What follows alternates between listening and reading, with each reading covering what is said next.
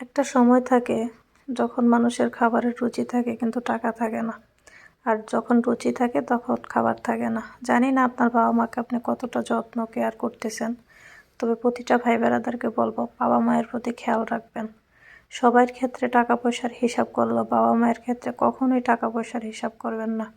কারণ এই বাবা মা যখন অভাবটনের দিন ছিল তখন আপনি যে মাছের পিসটা হলে ভাত খেতে পারবেন, সেটা 2টা মাছের পিস বাসায় থাকলেও বাবা মা না খেয়ে আপনাকে খাওয়াতো 2 বেলা, যাতে আপনি ভালো থাকেন। যেই 1 পিস গরুর মাংস হলে আপনি ভাত খেতে পারবেন, আধা কেজি মাংস এনে বাবা দেখা গেছে যে এটা 1 সপ্তাহ রেখে আপনাকে খাওয়াতো 2-1 টুকরা করে, মা 2-1 টুকরা করে। কারণ আজ থেকে 30 বছর আগে, 20 বছর আগে আরও ধনী পরিবার হোক, সেখানেও অভাবটন ছিল।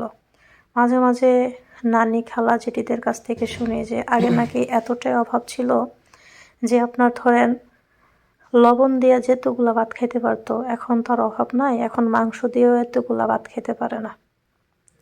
তবে বাবা মাকে যদি আপনি সুন্দরভাবে লালন পালন করেন, সুন্দরভাবে দেখাশোনা করেন, তাদের মনটা কিন্তু ভরে যাবে। হ্যাঁ, এখন আর সে খাবারের রুচি লক্ষ টাকা দিলেও আসবে না, তবু তারা কেমন আছে, সুস্থ আছে কিনা, ভালো আছে কিনা। কারণ আমি কিছুদিন আগে এমন একটা কাহিনী দেখেছি যে একজন বৃদ্ধা, তার স্বামী তার নামে একটা বিন্ডিল করেছিল জাহান মঞ্জিল। ঘটনাটা মনে হয় নোয়াখালী না কোথায়, আসলে আমার সঠিকভাবে খেয়াল নেই, আমি যমুনা টিভিতে দেখেছিলাম। তো বৃদ্ধার 90 বছর বয়স, অসুস্থতা নিয়ে যখন উনি হসপিটালে ভর্তি হয় তখন ডাক্তার বলেছিল যে তার আর চিকিৎসার প্রয়োজন নাই, তাকে যতটুকু খাওয়ানোর দরকার অতটুকু খাওয়াই দিত। বাড়িতে 4 ছেলের বউ ছিল, তখন আর কেউ তাকে গ্রহণ করতে চায়নি।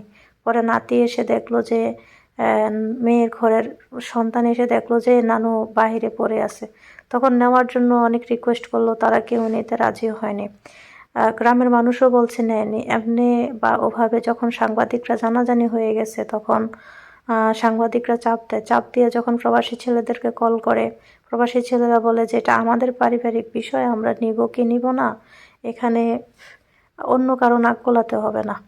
তো পরবর্তীতে সময়ে যখন চাপ পড়ে তখন গ্রামবাসীর চাপ সৃষ্টির কারণে বা হয়তো মামলা হামলা বা সামাজিক লোক লজ্জার ভয়ে পরবর্তীতে বৃদ্ধাকে ঘরে নিয়েছে। আসলে ঘরে নেওয়ার পর যে কতটা যত্ন করবে আর কয়েক মাস, সেটা একমাত্র আল্লাহই ভালো জানে।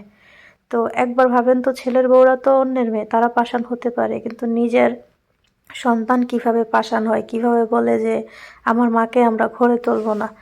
একটাবার ভাবছেন যে 90 বছরের বৃদ্ধা 6টা সন্তান যে মানুষ করেছে কত রকমভাবে। আজ কারোটার কোনো সন্তানের জ্বর, কাল কোনো সন্তানের সর্দি, পরশুদিন কোনো সন্তানের প্রাইভেটের বেতন, আজ এই সমস্যা কাল এই সমস্যা, সবগুলা স্যাক্রিফাইস করে এত সুন্দর করে সন্তানগুলোকে মানুষ করে। যেই মা বাহিরে পড়ে থাকতে হয়, সেই মায়ের মতো হতভাগা কপাল কি আছে?